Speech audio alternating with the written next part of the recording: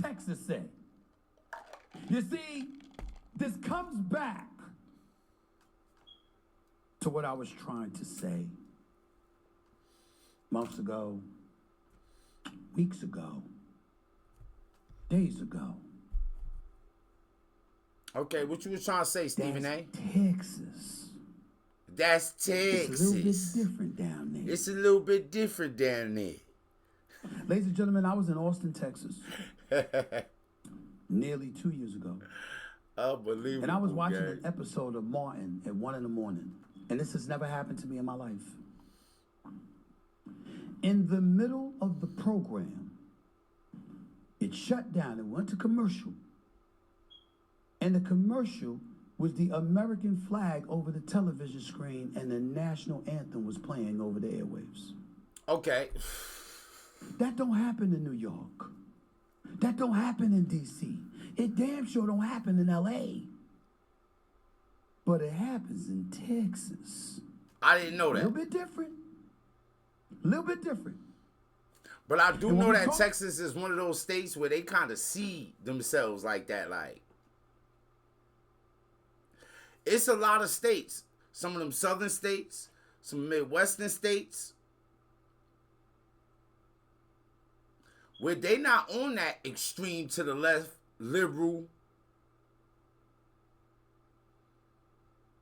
extreme. They not there. And ironically, during these times, where everything being so politicized, we see each other like, okay, if you don't agree with me, if you're not on my side, then you my op. That's it. That's how we see things. If you ain't rocking with me, then you extremely over there. Both sides see things that way a lot of times.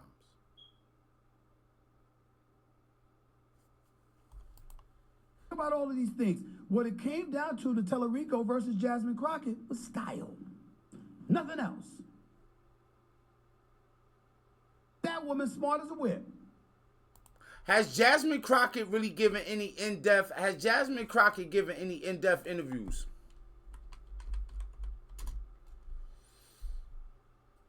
Okay. Let's see. What they saying right here?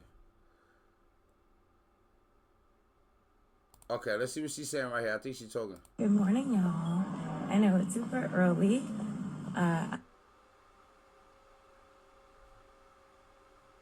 Why did the volume just go down on that? Hold on, let's see. Good morning, y'all. I know it's super early. Crockett reacts to crab primary. Did she get back? Why they cut some of this out? Still have a lot of work to on the trail. Let's see. For some reason, words can't express how excited you made me as I was out on the trail, working to stretch people's imaginations. It's clear that we still have a lot of work to do, even within our party, about making sure that we invest in kind of just doing the right thing sometimes. It's all good though. No matter what, whether it's Kim Paxton or John Cornyn, anyone would be better. I'm just saying. So again, I just wanted to say thank you specifically to the people of Dallas County. I love you so very much. And I woke up still heartbroken about everything that took place. I've got your emails. We received your phone calls about all of the confusion and the many people that just didn't get to vote.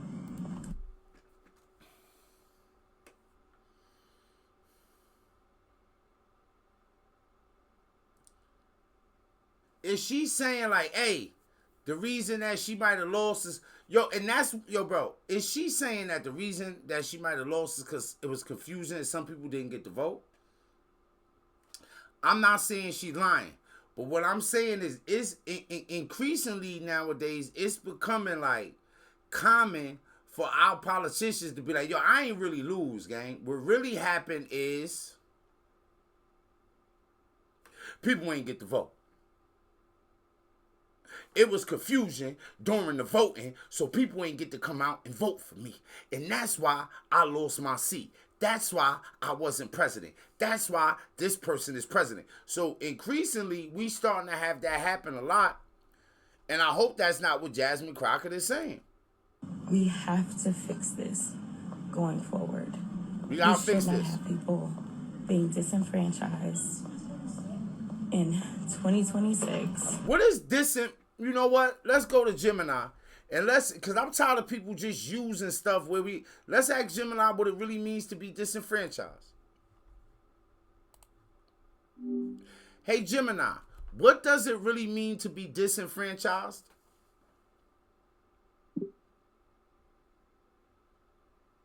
Well, generally, to be disenfranchised means to be deprived of a right, especially the right to vote. It can also mean to feel powerless or alienated from society. Is there a particular context you're interested in? No. Hey, I don't think we should be using disenfranchised, the word disenfranchised for any and everything, bro. We the most developed place on the planet, the United States. Yeah. And when you start to say things like, oh, I don't think, when you start to say a bunch of different crazy stuff, that take away from look, a lot of things is boiling down to your decision making, bro. Like, what type of decisions is you really making? You ever encounter somebody and all their decisions is bad? All the things they say, everything that comes out of their mouth is it's like they almost put themselves automatically on the losing side. And when they lose, they lost because people was hating on them. They lost because they didn't understand something. They lost because they was cheated.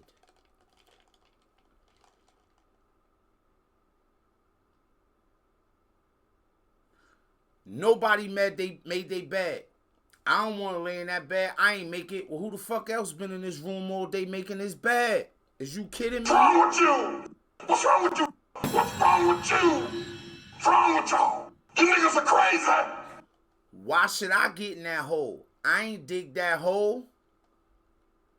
Fucker, we got you on camera out here holding the shovel all goddamn day, digging that hole. What's wrong with you? What's wrong with you? What's wrong with you? What's wrong with y'all? You niggas are crazy.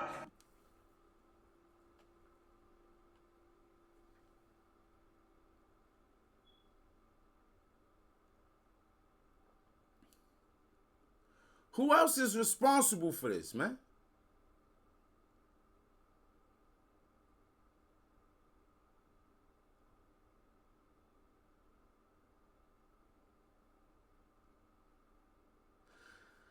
Yeah, man. Yo, as we go on a lot of time, I be wanting to just cover more political stories and stuff like that too, man. You know, we almost get to really talking about anything, gang. But sometimes I want to just, sometimes I want to delve into sometimes I really do want to delve into politics more. I think I'm pretty good at breaking down politics in a way where the average person can understand it. You just gotta ask me different questions. The better the question, the better the response. The deeper the question, the deeper the response. But sometimes I think that, especially how people, when we talking about politics, we don't really always have a full understanding of what we talk about. Once again, we talking about it from our identity perspective. And most times, we identifying with the opposite side. So it's all right, you need to feel like this, and you need to be a part of this group because this is their politics. So you separating yourself and being on the other side of that and then criticizing that is Of course we gonna criticize cultures we know nothing about. But if you live in a country, you born here, your people's born, you're a part of this culture. But you don't want to be a part of this culture so much that you're not identifying with the politics of the culture. So now everything is going to be a criticism. That's just the way things go. Y'all need to let me wake y'all up, man. Like, let me help y'all to be really woke. You want, like, yo, bro. Even though, yo, bro, I'm gonna break this down one day. One day we gonna really get on here. I'm just gonna, yo, as we ask questions, though, we need questions, man. But I've been using the term woke long before I heard people using the term woke. And in my mind, it used to mean something else, but it got hijacked. And when people hijack the word woke, now I be ashamed to say I'm woke. But we've been saying woke. But the woke that's out here now, I'm ashamed to be that woke. That woke is a lie. Most of the people that I hear say they woke, they say they woke because they're a Democrat or they don't like Trump.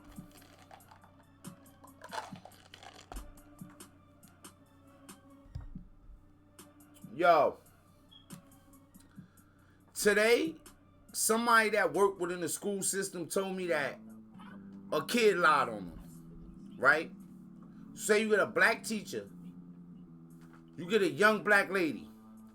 The black teacher is cool, like, ingratiates themselves with the students, like, cool person, right? But it's a part of our culture to do the lying and the sleazy and the greasy and the you learning this in your household, but you woke. You a part of the people. So that's why I say you gotta be careful of what you identifying with, because you don't know, you could be destroying somebody's life. Say you get this person fired. You don't know how much stress or strain you could put on somebody's life, gang, by lying and making up stories on them. People done lied and said things about me that was crazy, bro.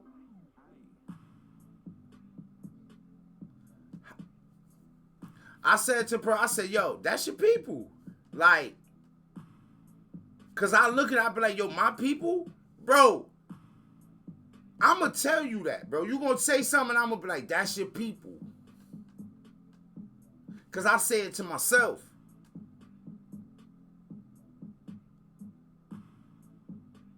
So it's hard for me to just be super critical or dislike people when I know for a fact that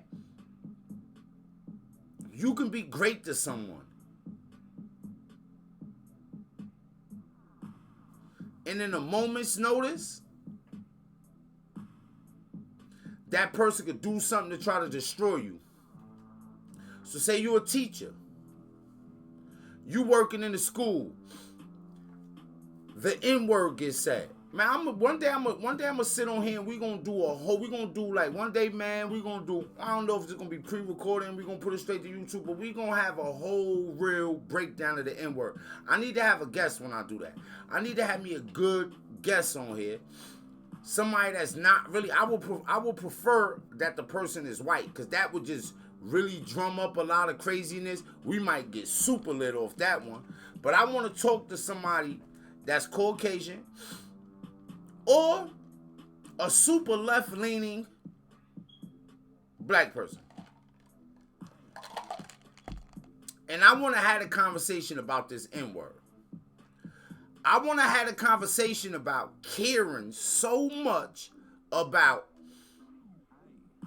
people saying the N-word, like black people caring so much about the N-word that it keeps setting us back.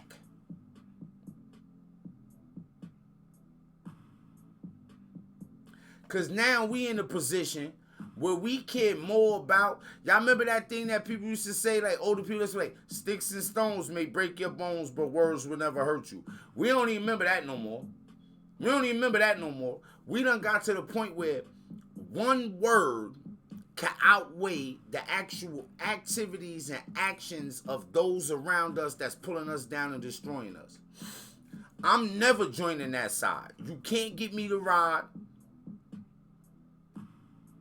Hey, yo, look. All these people over there, they gonna really hurt you.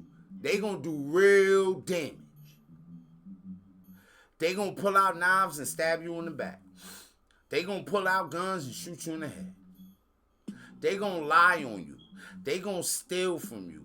They gonna cheat you up and down and around. They gonna do all type of wild stuff to you. And look at that side. They gonna just call you the N-word. They just gonna say things that you might not like. But these are your enemies and these are not. These your enemies and these is your people. And I wish I would train a kid in that way. But we fall, like I said, right? We at the point where, hey, you respect your elders. Hey, no, wait. Why are you telling your kids to respect all these elders, right? Ain't this the elder that touched the kids right here? Ain't this the disrespectful, abusive elder? Ain't this the elder that you can't trust?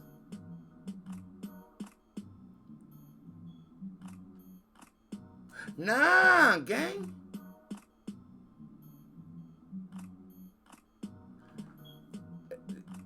That don't seem correct to me.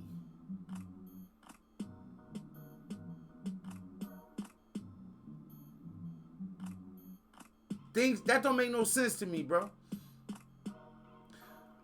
We gotta get past the point of telling like our kids and the people that we love to like respect their real enemies. And to disrespect potential allies. To disrespect people that could benefit you or make your life better. As opposed to people you know ain't gonna change, don't care about you, selfish. Come on, bro. You gonna tell your daughter or your son that they should live their life like that? Hell no, you not.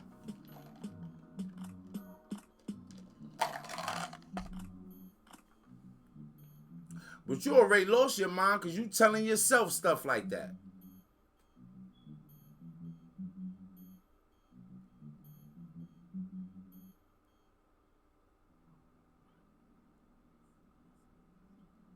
Yeah, man. Yeah, buddy. Yo, we stay like at just like yo, you know, like when they talk about being in between a rock and a hard place. Sometimes when I think about how shit be going with us, I be like, yo, we don't even have another space. Like, not only is we just born in between a rock and a hard place, that's just the only space we got. The only space we got is between in that rock and that hard place. But the thing that's crazy about it is like, it's not factual. Like, you get what I'm saying? It's like a mental thing.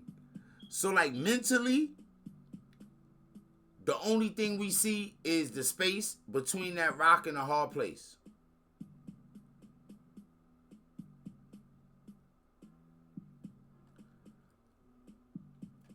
Some people think like it's like the black community, like we doomed, but see, it's just mental. It's not the reality. So like, you know, like I said, like we might not really understand slavery or the Jim Crow era, right? Because that is really the factual journey. Like, what was their life like? Between the rock and the hard place, point blank, period. It wasn't a mental thing. You wasn't sitting up mentally thinking about somebody busting in your crib, taking your daughter and wife and selling them. And you in North Carolina, they just sold them all the way to Texas. Like, they didn't live a life of just thinking about it, of being upset about something that wasn't going to happen to them and never happened to them. That was their real life. So a lot of times what we see is like we got to be in between a rock and a hard place. It's a mental thing.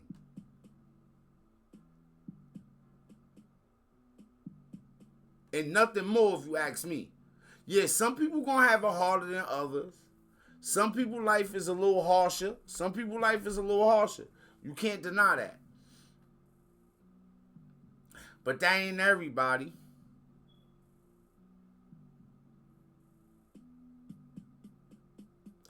We all ain't living under the same circumstances. That's for damn sure.